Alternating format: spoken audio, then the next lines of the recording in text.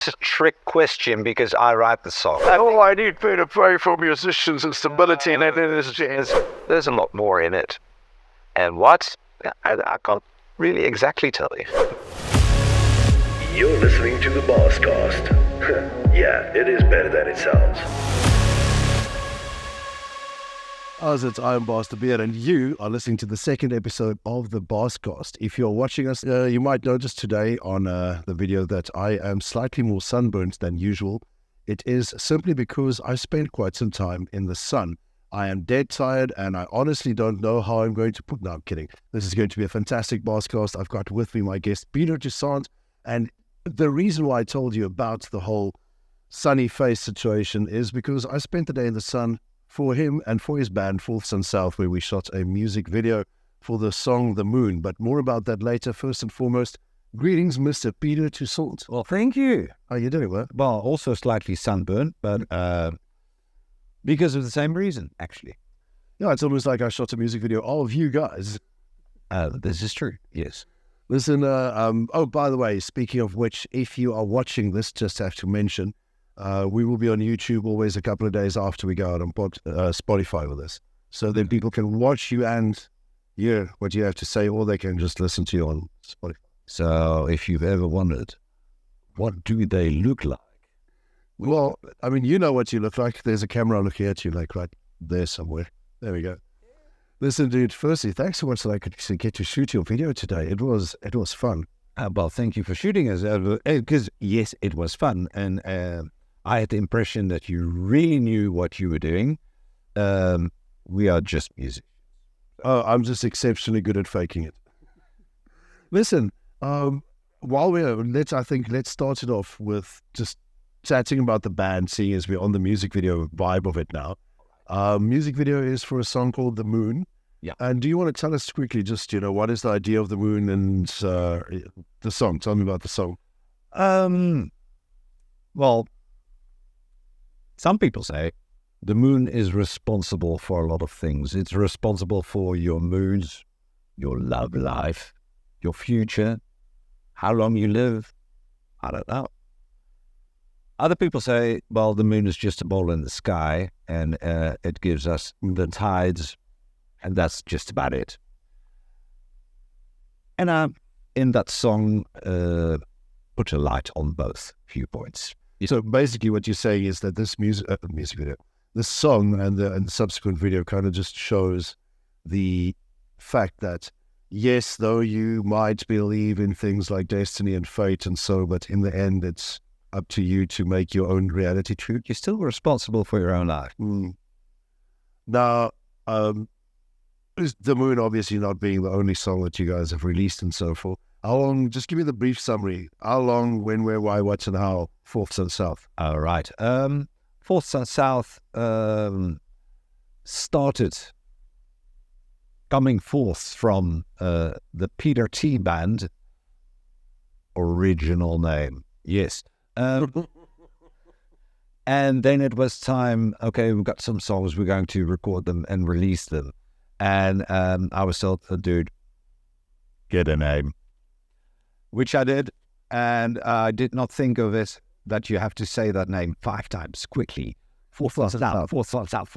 Wait, let me try. Toussaint South, Toussaint South, Toussaint South. It's been a long day, dude. It's been a long day.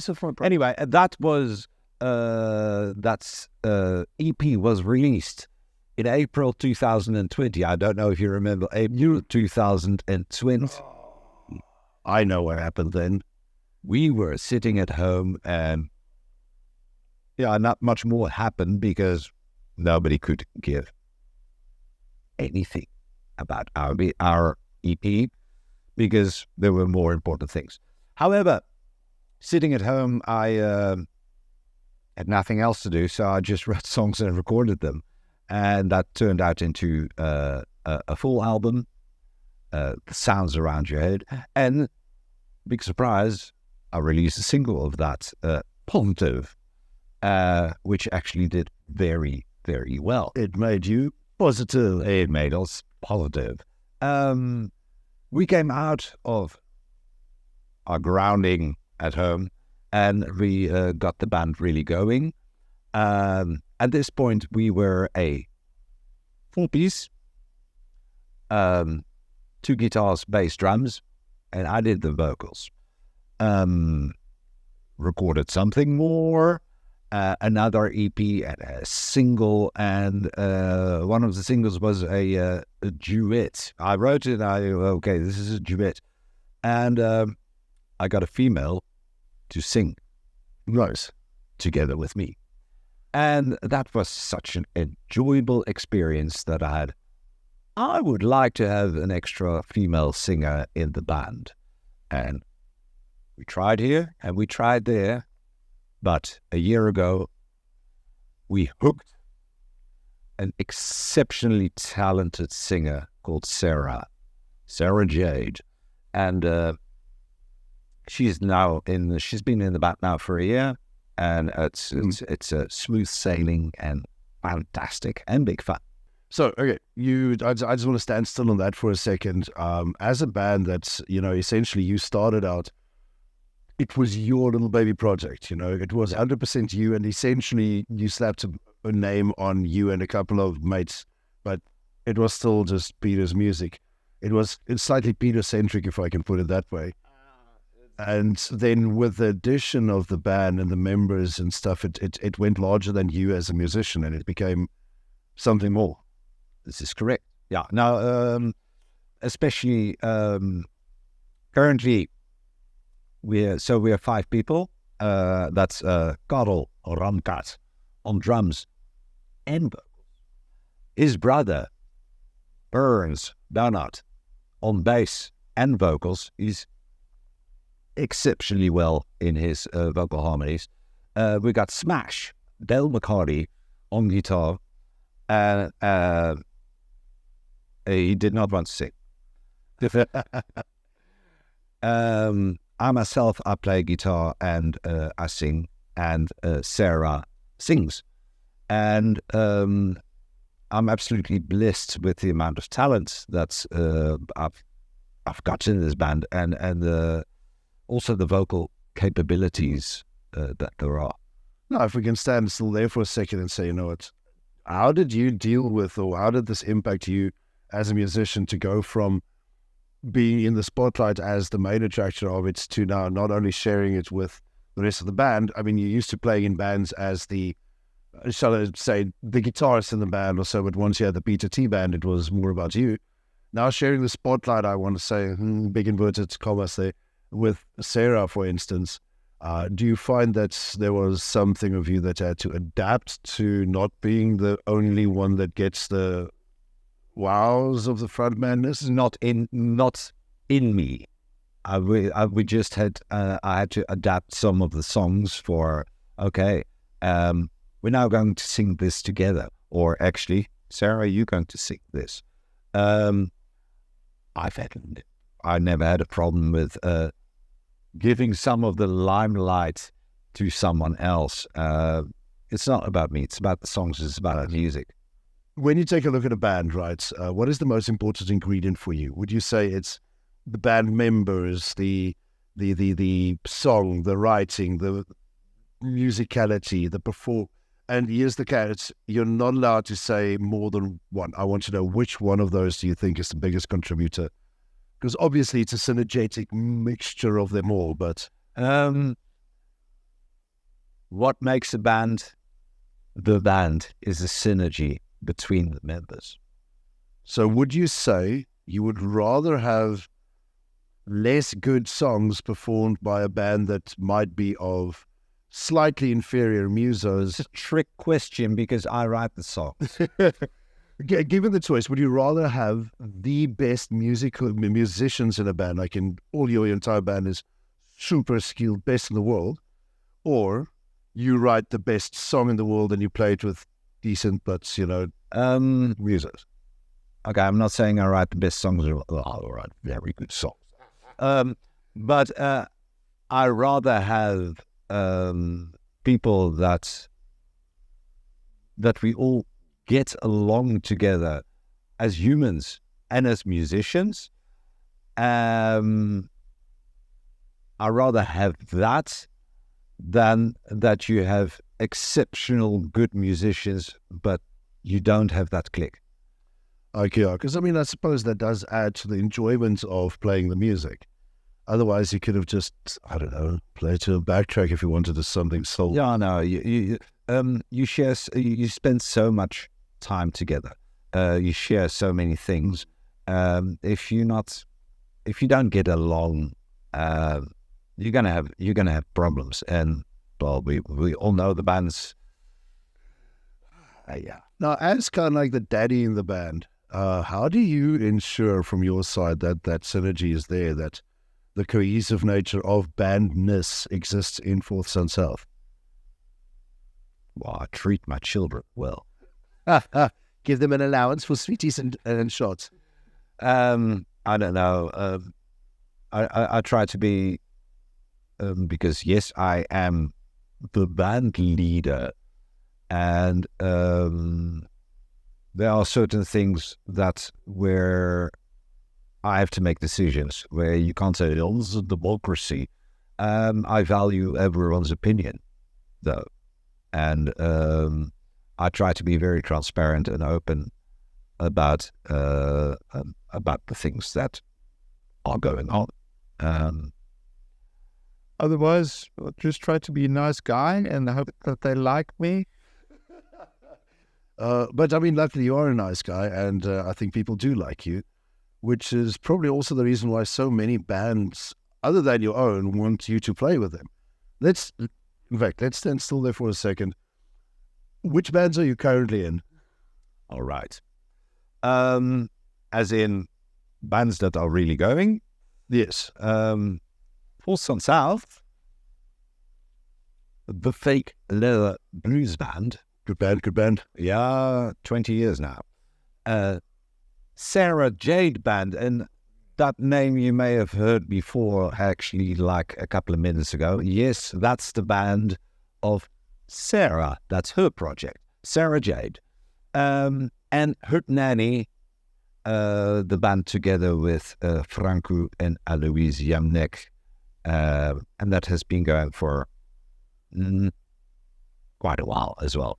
Oh, I mean, I want to say probably 12, 14 years. That's ridiculous.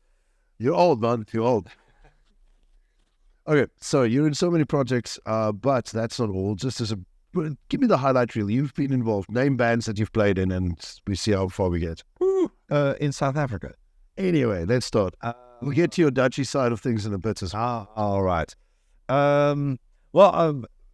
3 weeks after because I'm not from South Africa originally, and I came to South Africa at some point. When did you come to South Africa? 2003, March.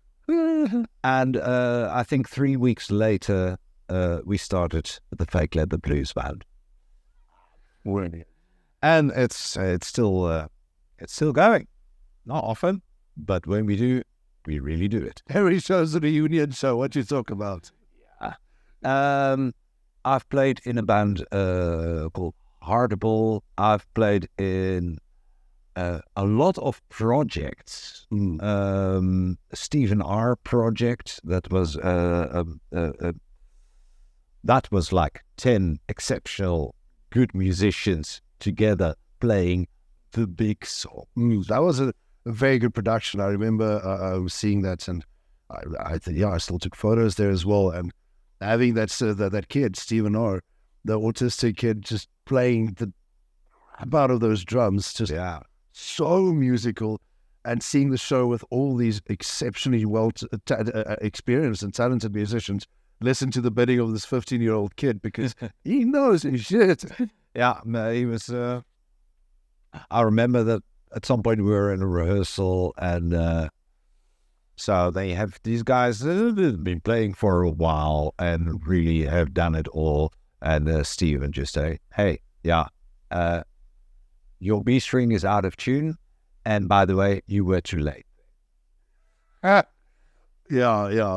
Then the thing is, he was right. What a kid. You've had quite a journey. I mean, coming, as you said, 2003 from the Netherlands. You were involved with music back then there, right? So you did have the band. how, if you would say, I mean, look, it's been quite some time, but how would you say does the scene differ between there and in South Africa for a musician to make it? I can only say what it was back then, because I've been out of that scene for a while. There were a lot more musicians, as in you have a village of 3 houses and a haystack and 5 bands.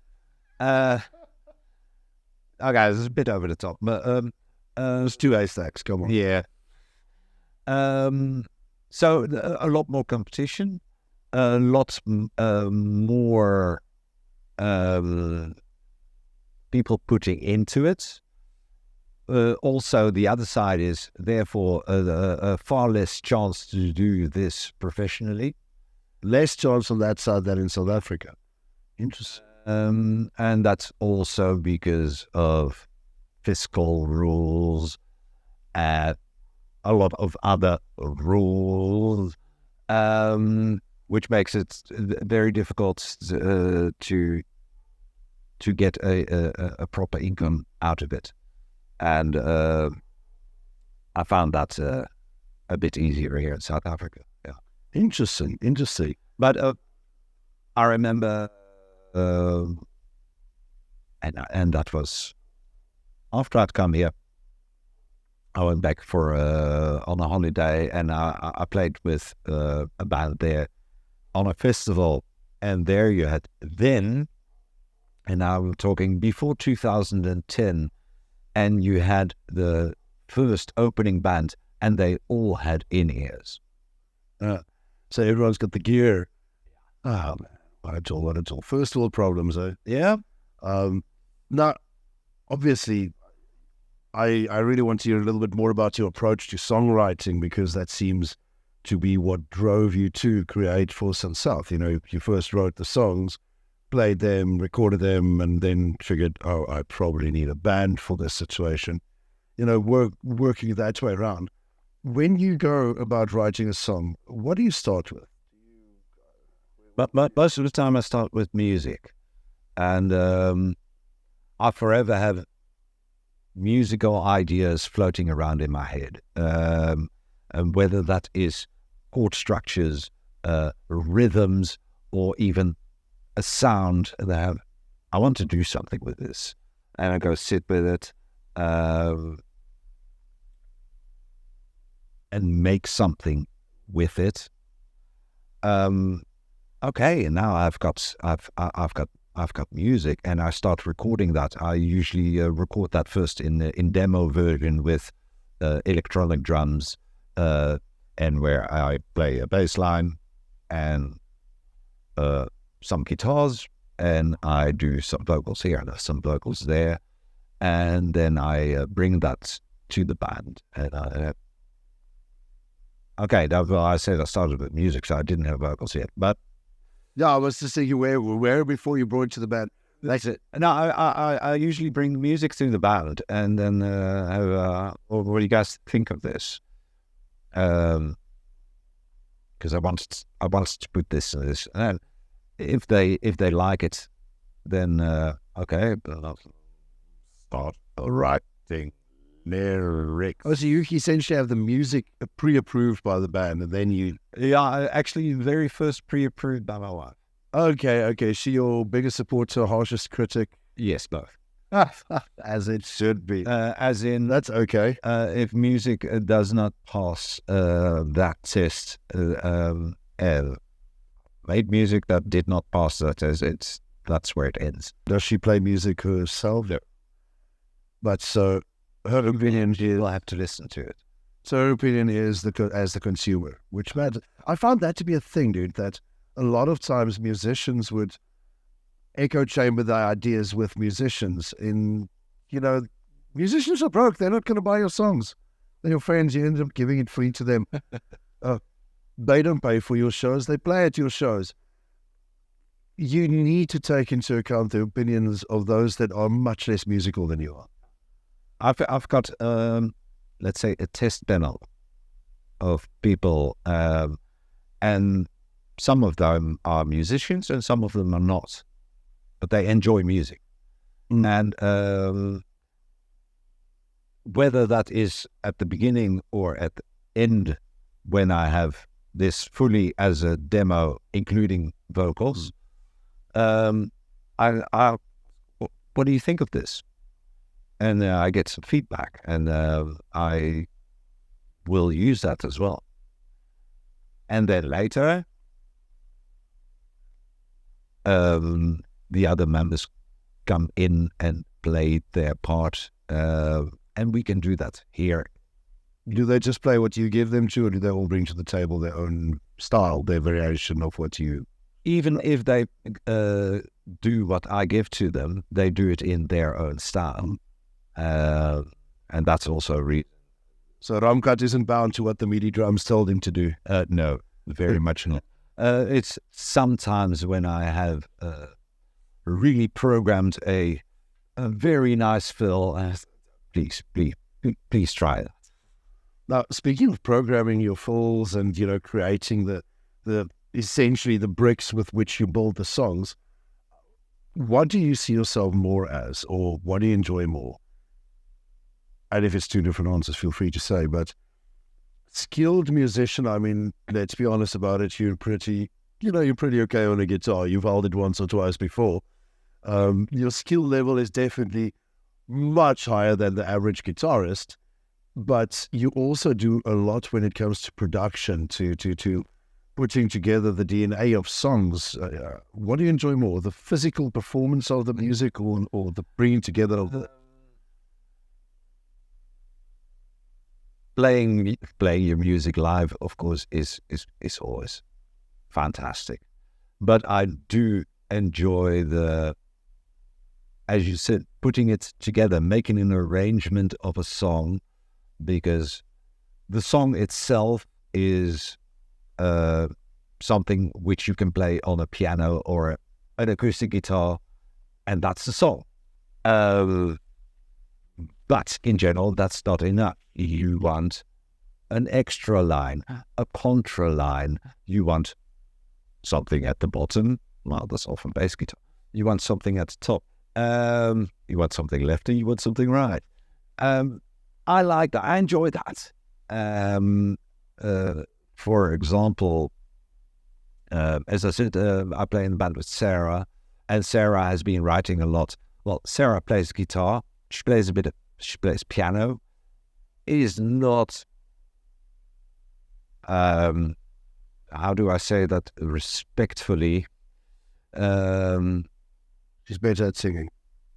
Yeah. And so I've taken those songs and said, oh, okay, well, we could fill... She then gives a reference of the songs that she listens to, and she says, I would like to have this kind of feel in a song. Now I translate that into instruments, movements, hook lines, those. So essentially you take what a musician, in this case Sarah, gave you and inflate it. Give it substance, give it your flair. Well, I try to give it their flair. Oh, important point.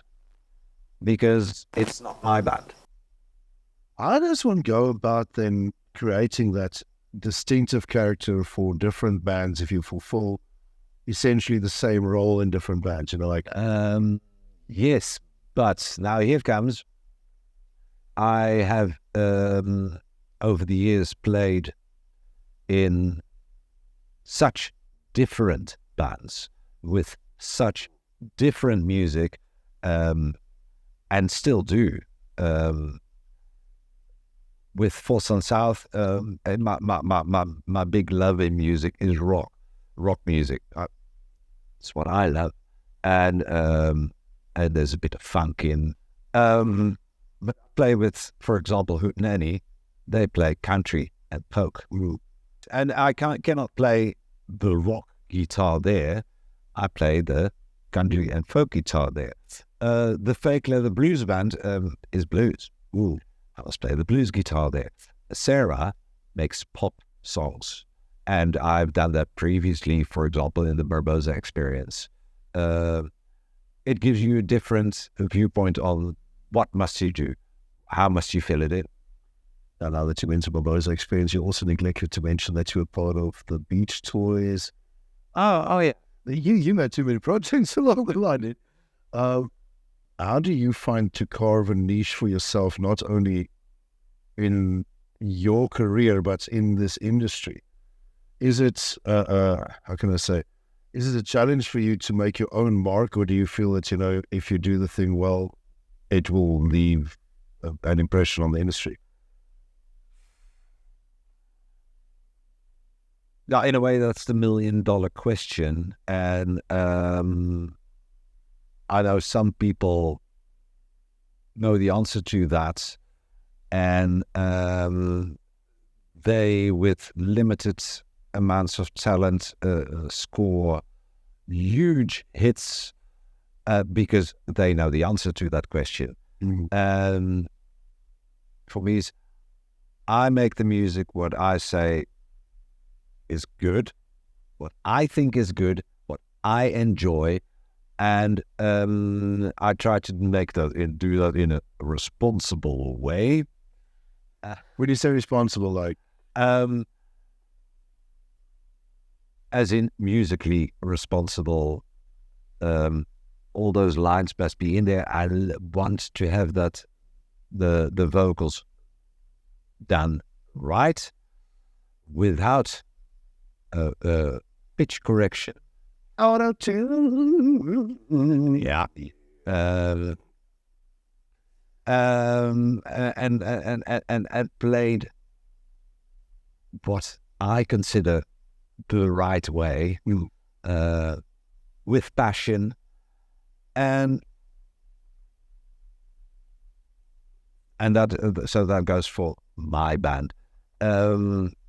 If that makes the impact, I will be very happy. If it doesn't, well, I mean, supposedly the impact, speaking of, is also shown in the recognition that you get for what you do.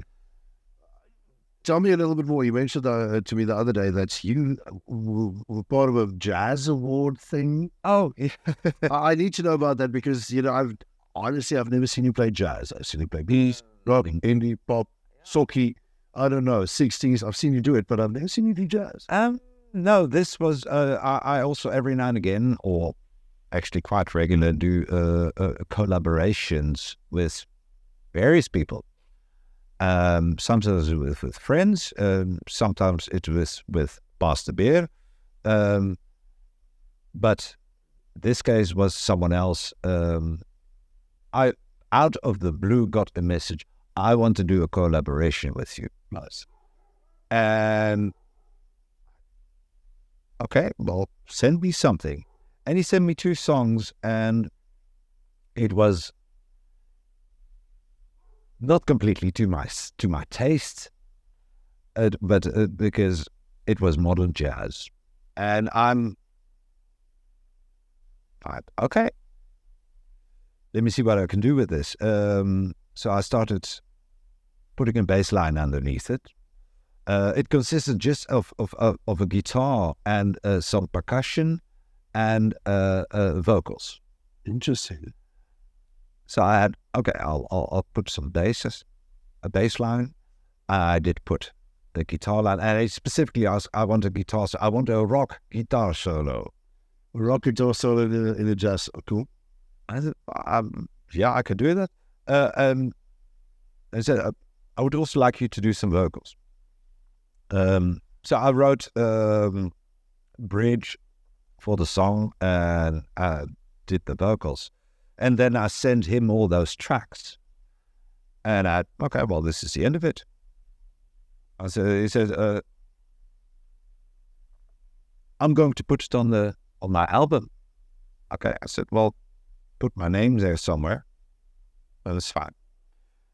And so he did. It was released. And I think 2 weeks ago, he said, yes, we have been nominated for a jazz award. Jazz award. That song. And yeah, no, that was. So let's say, It's at a surprise. I must say. well, I mean, congratulations, I suppose. I hope that you win it. I don't know when the Jazz Awards are. They are in the weekend. They are on the 26th of August. Sounds familiar with that. Yes, because that weekend is also the Boss Boogie Festival. And I told you I'm playing in 4 current bands, plus a project here and there. Well, all of those 4 current bands are playing at the Boss Boogie Festival. Wait, so 4 bands, Full Sun South, Roots and Annie, Sarah Jade, and Fake Leather. Fake Leather Blues, all 4 playing in Baas Boogie. Yes. Do you know who's also playing in Baas Boogie? It's me, Baas de Beer. But I'm playing there on the Friday. I'll play with you. Dude, okay, it's like, I know podcast vibes and all, but you remember a while ago we did that song you helped me with, Summer? Yes. Well, play it with me. Like, be my guitarist, because I'm tickle tockle, like say, vocal guitarist. You actually make the song sound musical. So if you played with me the Friday afternoon, I will play with your emotions the Saturday. I don't know. Yeah, that's cool. Baas Boogie? We're going to do Summer together. All right. Check that out. Promo post free on that point. And I must say, okay, have you ever told your Baascast listeners about the song that you wrote? Not really, because it's about you, these sessions. I mean, No. Okay. So, dear listener, a while back, when it was hot, exceptionally hot. your dear friend Baas de Beer and myself, we were talking about artificial intelligence, and he came to me and I said, I've asked the AI to write a song, or at least the lyrics of a song. And then he came and he sent me a recording of himself playing the guitar and singing that song. I said, oh, that's not halfway bad. Come to my house, then we record it properly. And so he did, and I said, you know what, I'll play the guitar. And Baas said, that's fine. And then we recorded his vocals, and it was all right. But later on, we were talking, and now we come back to what you said. What do you enjoy most? Well, I enjoyed very much making an arrangement for it. Put some extra instruments, some extra lines in it, and I really am so happy with what.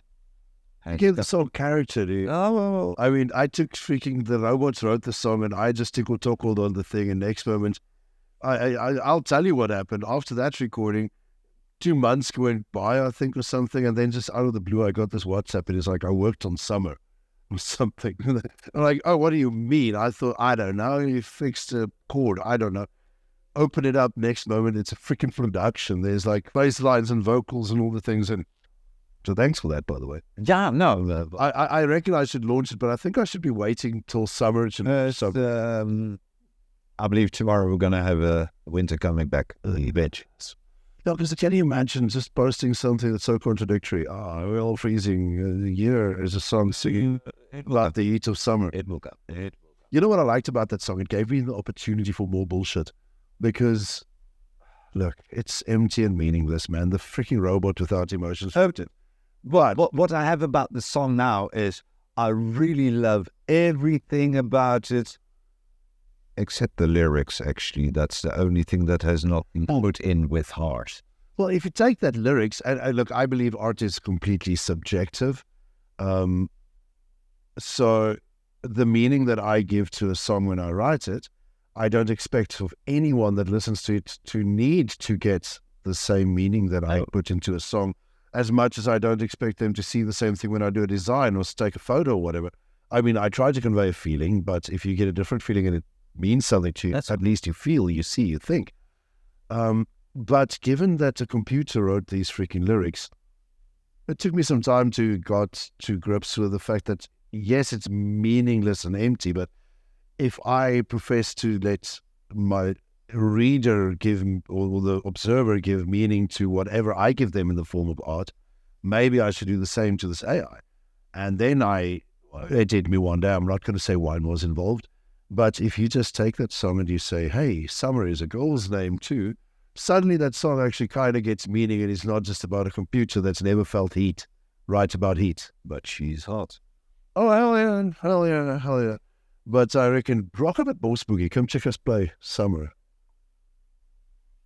Speaking of gigs and stuff, anything else you've got coming up? No, and I can tell you, yeah, no, sorry. With Force and South, no. And there's a reason for that, because the two brothers in my band have just come back from a month and a half in Peru. Jeez. So coming Tuesday, we're going to start rehearsing again. And then we just have a little time until Boss Boogie. Before that, I do play with Sarah Jade. Actually, quite a few shows. Okay, nice. As long as you keep going. Yeah. Speaking of keeping going, now I like to delve a little bit deeper than just the music in this podcast, just hearing about the band and the songs and stuff. So there's something that I think that we spoke over the past before, and what I would like to touch on now on camera and in this podcast, and that's a lot of musicians, and you mentioned earlier, the lockdown period was obviously challenging. You did a few things. You did online quizzes with the music. That was fun. You ended up doing some online streaming and so forth, and you did what you needed to do to essentially survive through that time. But I want to stand still more on the mental side of it all. To me, it's exceptionally important to have a mental health angle discussed, because we very rarely do that. Apparently, hey, we don't. Do we even have a ribbon for that? I don't know. Every course gets a freaking ribbon. Why can't we get a ribbon for men's health? Mental health for musicians. Mental health for musicians. Let's stand still there if you wish. How was your mental health impacted by the grounding of all of us? It was quite devastating. Very simple.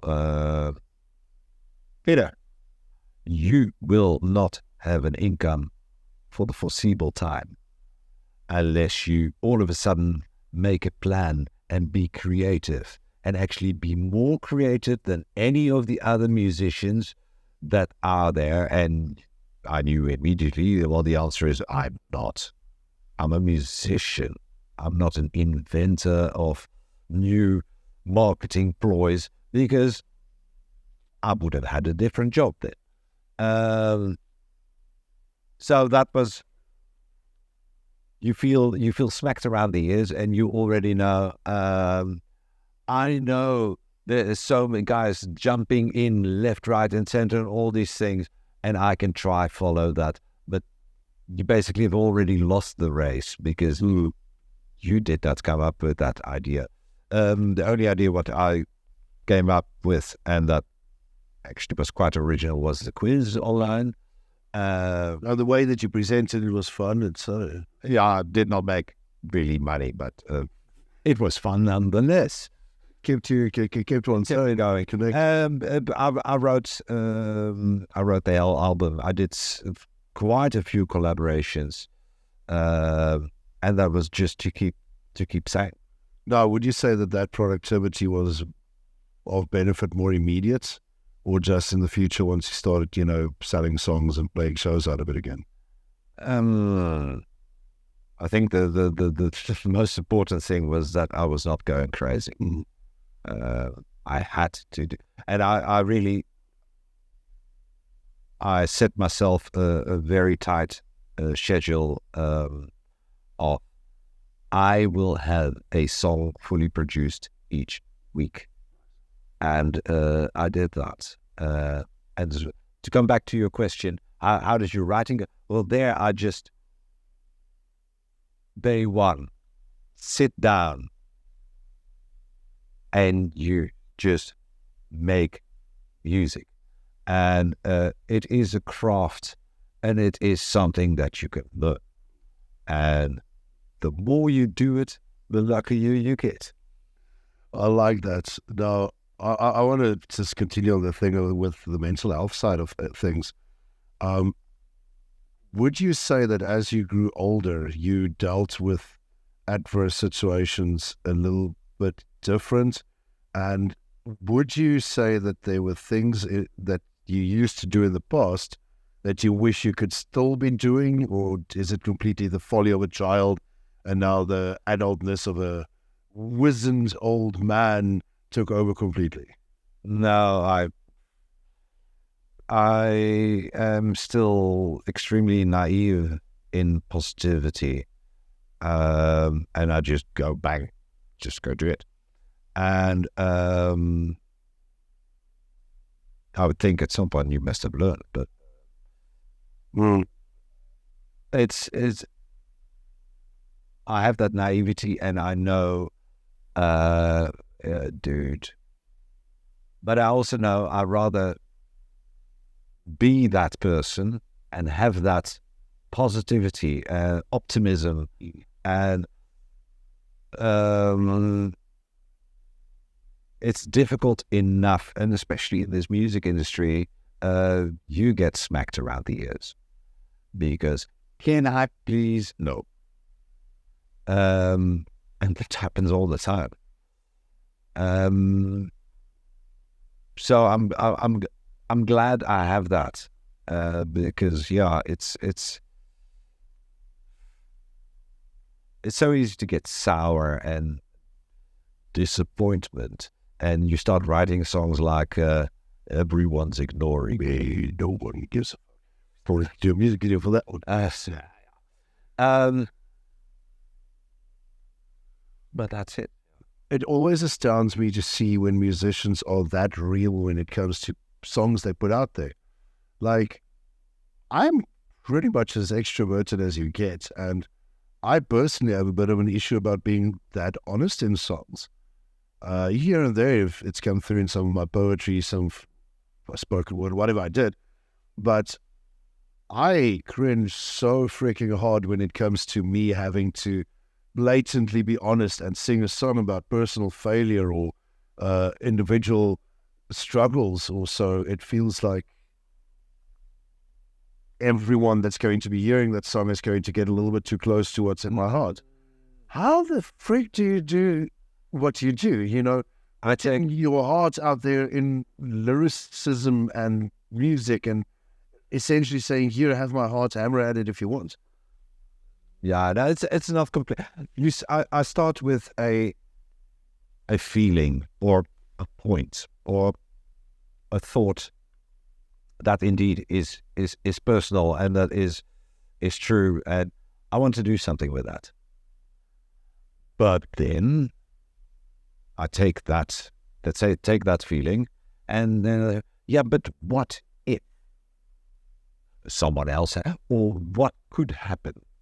And then I start fantasizing around that, and that takes the rough edges off, because you said, we now just quickly pointed to the song, "Everyone's Ignoring Me," and no one gives a fuck. Everything else in that song is really thumbsucker and made up to color it. Yeah, and what could happen, and what else? Okay, if this is, well, maybe what else could be bad? And that was specifically for this song, but usually I start lyrics. Yes, I start with something real, something pure, or impure, but real. Yeah, I like that. And but then I start associating and translating it to someone else. So I guess that's also safe. Distancing yourself from the immediate reality of the song. And what could that person then go through or feel? Because yes, I can imagine if you completely write all your own heart sores, but also all your emotions, your love, your pleasures, First of all, that's kind of private. That's what I keep wondering. Dude, I've been thinking like Chester Bennington and the Linkin Park things, and didn't someone listen to the song and say, "Oh, I've become so numb," blah blah blah, seeing all these songs about feelings and hurts and loneliness and I'm bad, and it's just as if no one said, "Oh, you know what? Let's read beyond what he's singing and actually see what he's saying." Do you need help? Yeah. Do you not think that sometimes it's the place of the fans to listen to what an artist is actually saying? I don't think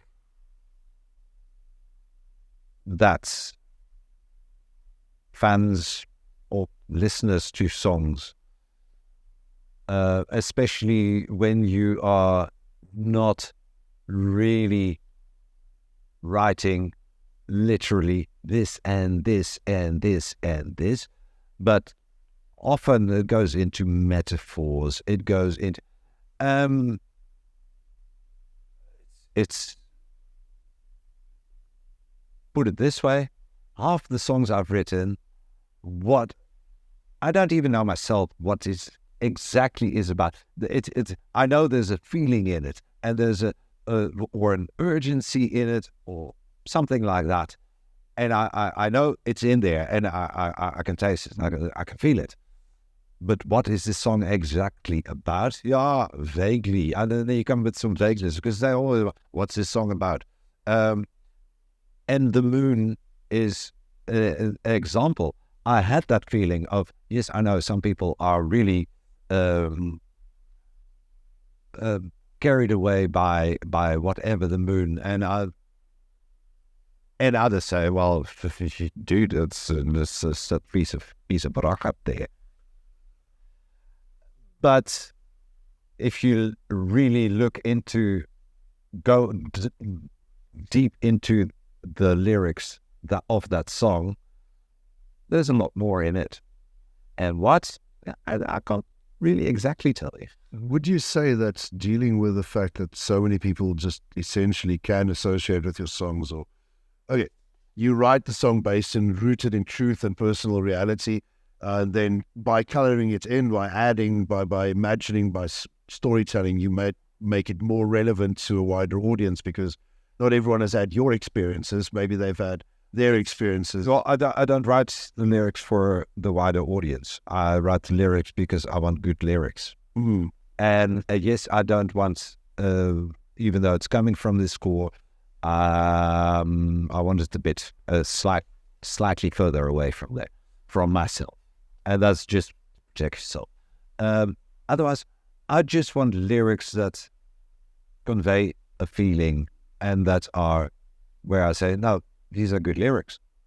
Now, the lessons that you've learned in your musical career, if there's something that stands out that you would say it made you the person that you are, is there something specific? There's a frog. Specifical is also a word. There's a frog. Yeah. Is there something specific that you would like to highlight to me? If you had to teach me something that you learned as a man, as a human, not just a musician, from your musicianship that you employ in your daily life, what would that be? Good question. Deep things. That's deep thing. So yeah, ladies and gentlemen, the one thing. So I was about to say, go on. Don't take life so serious.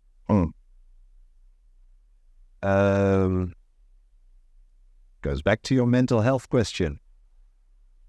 You can hurt yourself. You just do what you do. Be a good person. Try to be a good person, because being a good person, try to be a good person.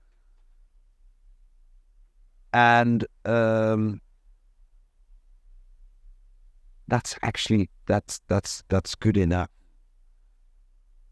Don't worry about what other people think or do. It's not yours. It's not yours. Not yours. I like that. One last deep delve in what I would consider to be a philosophical nature type question would be, if you had to change one thing in the musical industry, but only one thing. I mean, we obviously we can do a deep dive into 600 things that we would like to see different, but something that you believe would be of greater benefit to not just you, but to the industry itself. What would you like to see in the South African music scene?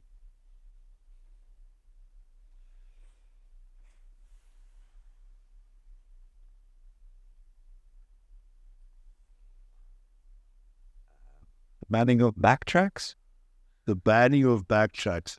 Yeah, I thought you were going to say, I need better pay for musicians and stability in that industry.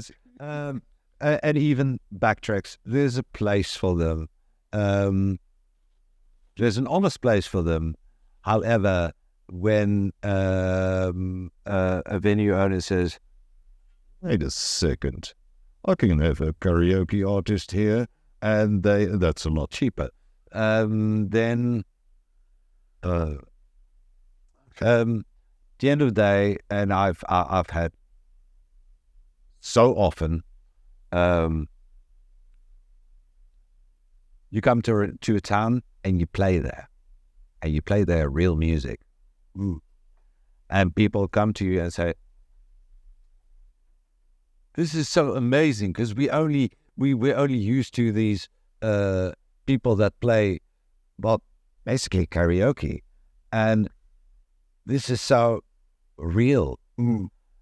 But they never get the opportunity to experience that, and I say that is because the venue owners just want to make the quick buck. There's a responsibility on venue owners to develop and cultivate a healthy music scene, because yes, they might be happy with their backtrack artists now, but the backtrack artists are just seeing what was popular 5 years, 10 years, 15, 20 years ago. So 5, 10, 15, 20 years from now, it's just going to be regurgitated karaoke shit. So we need to have the real musicians writing the new hits, writing the new songs. If you look at the United States, and people, it's not about music, people have no idea what real food tastes like, because they only have stuff that is being microwaved or fast food. And well, whose fault is that? I have no idea. I can't answer the question, but it is something similar. They don't know that they don't know what real food tastes like, because they've never tasted it. And I believe that musically speaking, taking that back, it's the responsibility of musicians to make sure that people hear the music that they need to. We can't blame venue owners for wanting to make more money in their venue. It's a business. Times are tough. And that's what they do. Yeah. I want to finish with a quick fire, a couple of questions. First thing that you just say, because that's what we do. Most inspirational act that you've ever seen live? Foo Fighters. Favorite band to listen to on repeat? It's 100. Really. Right now, Earth, Wind and Fire. Nice. Famous song that you wish you wrote?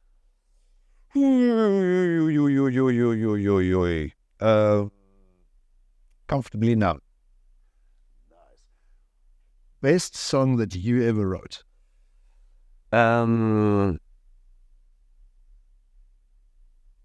There's also different answers to different aspects of that question. As I said, when I start making music, it's often about I want this feeling, or I want this rhythm. Some songs are technically really good. Meh. Some songs are. I give you an example. Our previous single, "The Cold," was number 1 on 5FM, and it's kind of the simplest song that I've ever written, and it's a very good song from that point of view. Yeah. So shall I, rather than say which one of the songs that you wrote is your favorite? Oh,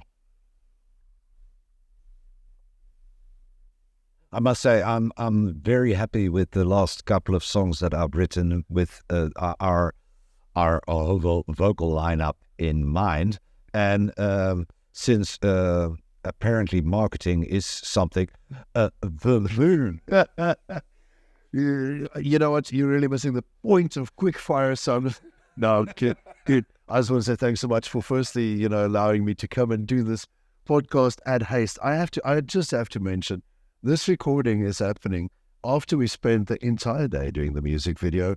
Both of us are old and tired, but also the last week was so insane. I didn't get round to doing podcast recordings because we were working on sites. Now Peter was so gracious to say, listen, let's do the podcast at his home. And welcome, this isn't the studio. Hi, this is Peter's studio. yeah. It's not a studio, it's a studio. And also today was a really nice warm day, but it's cooling down. Yeah. Also, before we start talking about the weather and pretend that that's interesting, dude, I just want to say thank you so much for allowing me to come and do a podcast here with you. I hope that someone that listened might have picked something up to enrich their lives. And I know that certainly your music has enriched many lives, and I trust it will do many more. Let's shake hands. I don't know why we did that. You couldn't have seen that. You look into your camera, I look into my camera. Presidential handshake. Any last closing thoughts before I say things? Yes. Peoples, please be kind to one another. Be the person your dog thinks that you are. Amen. And coming from one of the most loving dog owners that I've ever met, well done. Listen, thank you. Cheers. I look forward to entertaining you much more. And if you've got any people that you think that I should be talking to that you would find interesting, please let me know. To get in touch on all the socials. #Baascast, Baascast, and follow Baas de Beer on all the socials. All right. And Fourth Sun South, Peter Toussaint, well, I'll tag him in all the Instagram. Yeah, that's fine stuff. All right. Cheers, guys. Thank you so much. And Raz. Thank you for listening to this Baascast, and thank you so much Audio Torch for sponsoring the camera gear.